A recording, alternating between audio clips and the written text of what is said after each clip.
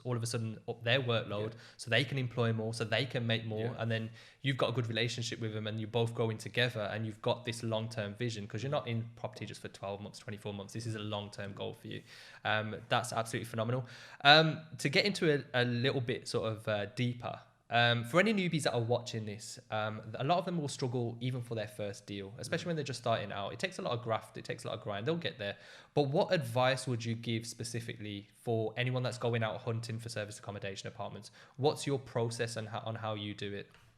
One of the biggest learning experiences that's been over the last 12 months for me is make sure the properties that you're choosing align your vision, again, aligns your targets of what you want to do. So if you want to do a luxury model, don't chase any other properties to make sure the property matches your luxury checklist. So essentially create a checklist. It's not difficult. So if you want to target a contractor market, what do the customer wants? So your avatar wants this. You create a checklist and you only go after them properties. Where I made a mistake, and I'll happily talk about it, because I couldn't get my first property or the second property or the third, they came really quickly.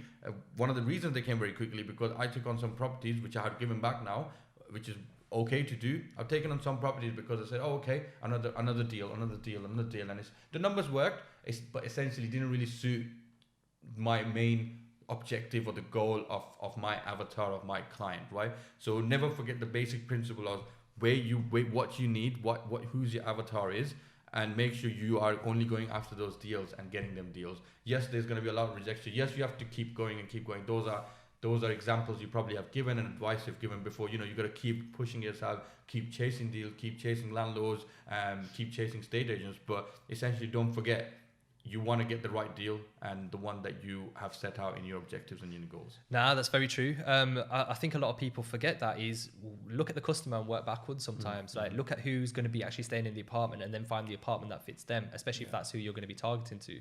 Did a lot of your deals come through estate agents or were they direct to landlords? And was there a process behind that? So most of my deals came through direct to landlords. This is what I preferred. I had more success through direct to landlords.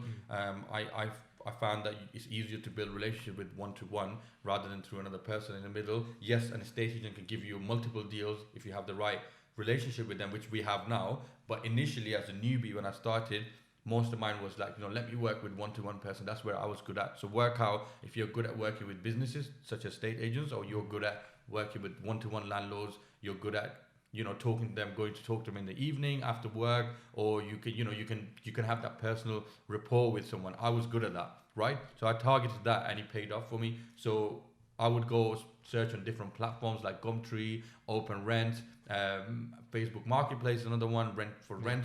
I would keep searching every day, and to my checklist, as much as I had, as good as it was at that time, and one will stick out of 100. I've always said to my friends, and someone told me this when I was younger, if you knew there's 100 doors, right, to open, and only the last 3 are going to open, you're not going to stop at 50. You're not going to stop at door number 60, because the last 3 are still going to open. So essentially that theory I applied, and I said, okay, I know the last 3 doors are going to open, or the last 10 doors are going to open. I'm not going to stop at number 75.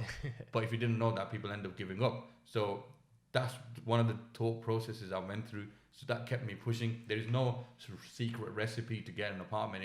It is as simple as knowing your numbers, knowing your checklist of what you're looking for, and going out there and making that fit to the deals that are available, and building that relationship, and signing the deal off in there. It's simple as that. Yeah, you say something that's quite powerful in the sense that you don't have to do anything that's special or new. It's just a case of persistence, knowing what you want, knowing that it's out there, and just keep grinding and grafting for that.